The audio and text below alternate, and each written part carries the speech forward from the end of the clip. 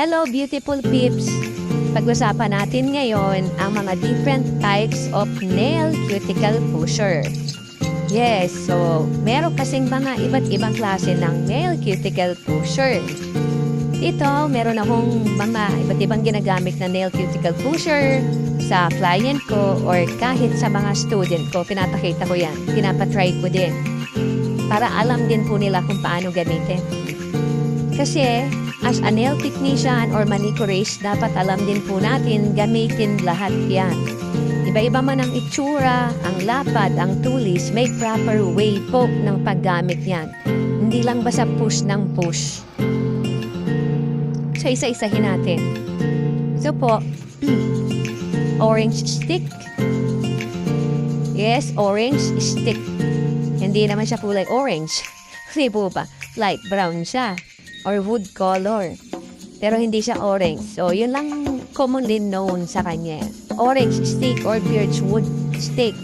Kasi made from birchwood tree. Disposable po ito or one-time use lang. Again, one-time use lang. Huwag po inuulit-ulit. O, sinong guilty dyan? Diba, aminin? Inuulit-ulit niya ang ginagamit yung hindi nyo pa nga tinatapon hanggat hindi pa na iitim dito or nangingitim dyan or madumi. Diba? Bakit? Kasi pwede nga siyang panlinis. Pero ang totoo po niyan ito po ay disposable. So, para saan ba siya? Siyempre, pang pushback ng cuticle. At maganda po siya gamitin kapag mga sensitive ang skinny client. Lalo na kapag ang mga skinny client dito ay maninipis sa may bandang taas ng eponicule. At lalo na kapag magpupushback ng cuticle, hindi masakit sa client, hindi nasasaktan. Safe siya gamitin. So, pusher din po yan ha. Kala nyo kung para saan lang yan. Pusher din po yan. At syempre, madalas natin itong gamitin na UNC or under nail cleaning. Diba? Lalagyan lang natin siya ng cotton dito or dito. Yan pinanlilinis mo na sa ilalim ng kuko. Unless di ka naglalagay ng cotton, diretso na lang to. Irinisin mo yung sa ilalim ng kuko mo. Masakit.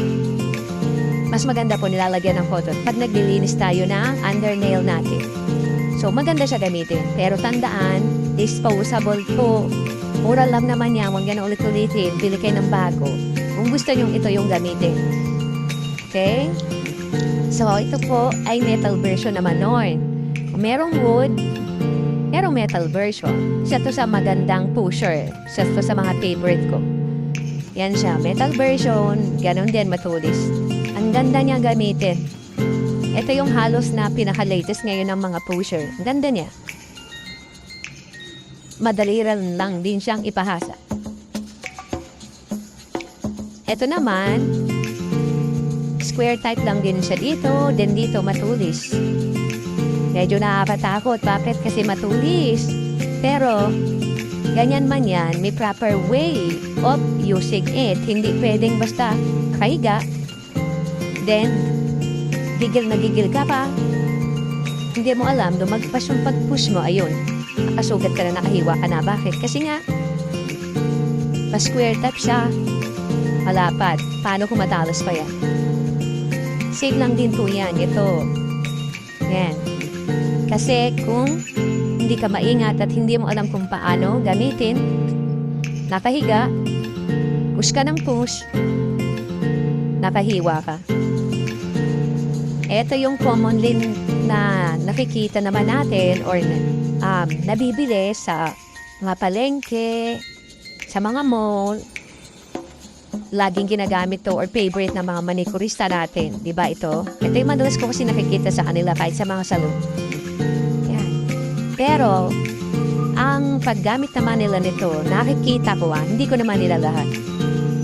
Kasi madalas ko rin naman makita. Pero hindi naman lahat ng manicurista or nail tech.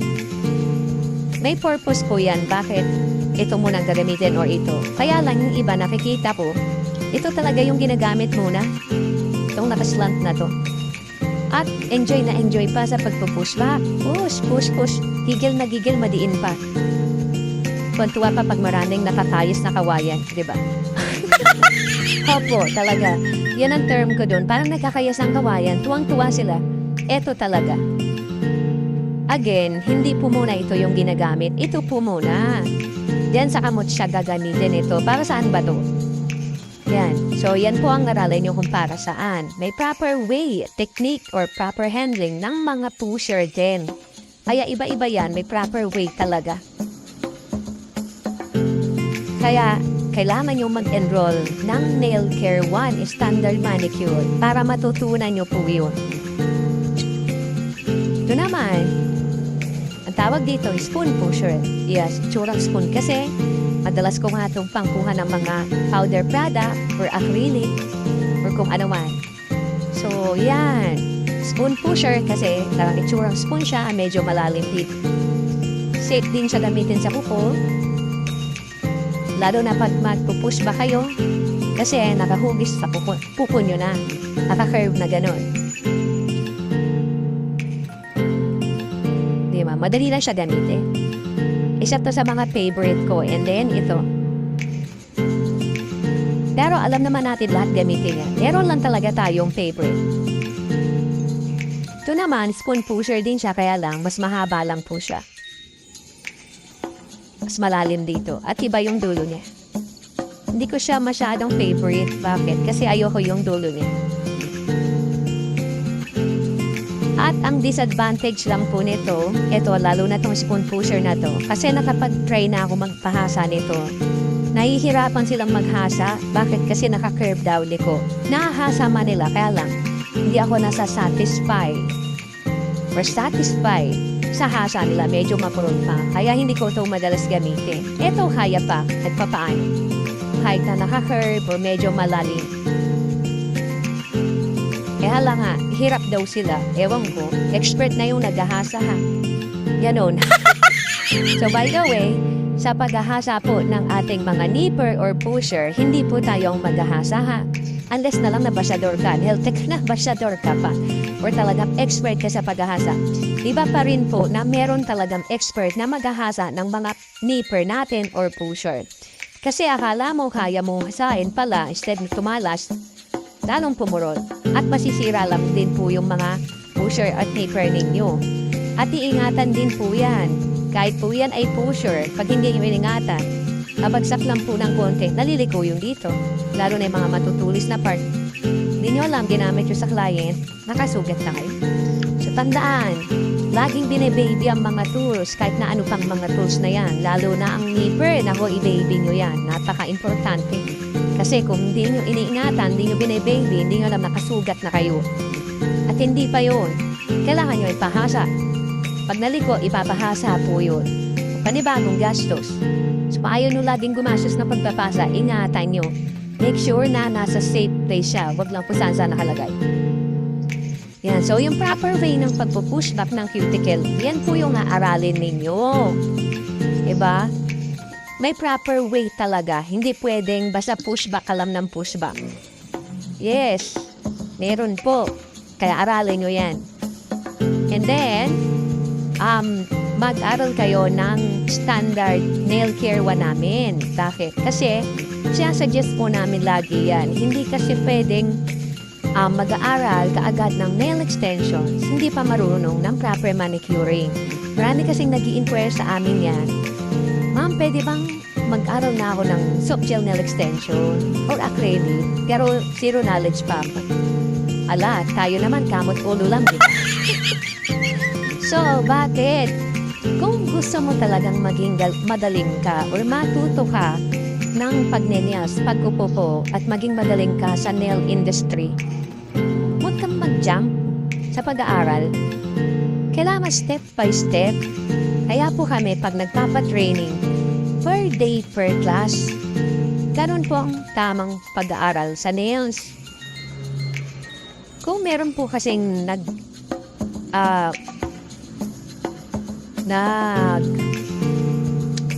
mga training center, academy na nagtuturo ng mga ganyan, sila po yun, hindi kami. Kasi sasabihin sa amin, hindi po ba yung soft gel nail extension? May basic manicure na yun. Tama naman, may basic manicure. Eh di ba kaya nga tinawag na basic? Basic lang yun yung ituturo sa'yo. Pero yung standard, hindi. Kasi kami, pag nag-training ng nail care 1 standard, lahat po yung tinuturo namin.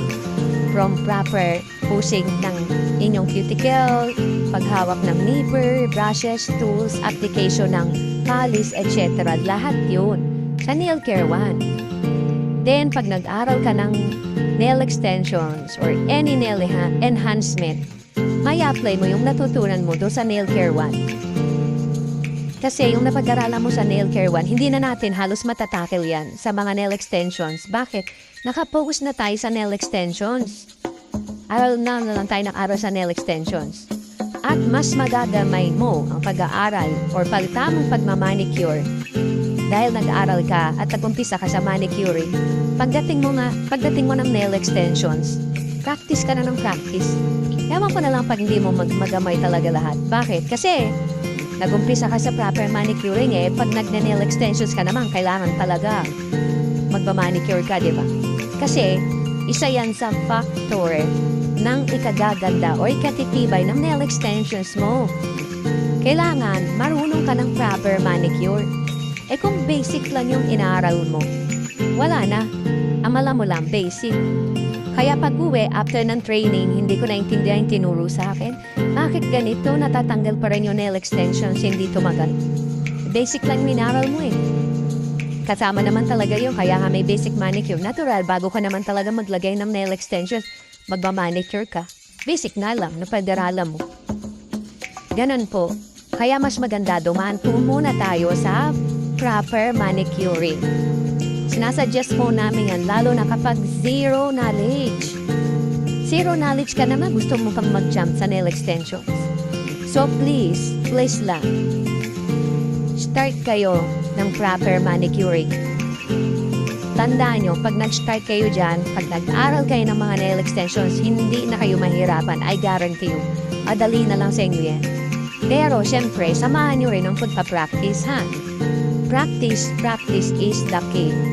Hindi pwedeng lahat itinuro na namin as a nail educator or educator, pero kayo walang practice.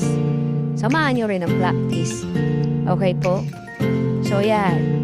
Para malaman kung paano ang tamang pag-pushback ng cuticle using with this kind of nail cuticle pusher, enroll lang po sa amin. DM lang po, don't hesitate na mag-inquire. Hindi po kami nangangagat. Okay?